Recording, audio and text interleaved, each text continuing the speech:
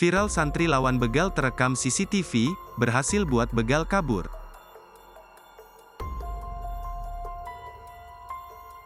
Viral video CCTV santri lawan begal bersenjata. Peristiwa tersebut diduga terjadi di kawasan Cikupamas, Kabupaten Tangerang pada Minggu tanggal 17 Maret tahun 2024 sekitar pukul 6 waktu Indonesia Barat. Dalam rekaman tersebut terlihat korban dipepet dan dihadang pelaku. Terlihat juga korban nekat melawan pelaku bersenjata demi mempertahankan motor miliknya. Pelaku bahkan sempat berhasil membawa kabur motor, namun korban berhasil meraihnya dan pelaku terjatuh. Terlihat dari rekaman CCTV kondisi jalan di sekitar kejadian, ada warga yang menggunakan motor lalu lalang namun tidak ada yang coba membantunya.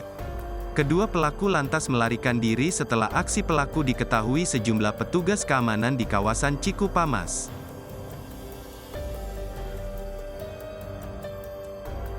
Download Tribun X sekarang, menghadirkan lokal menjadi Indonesia.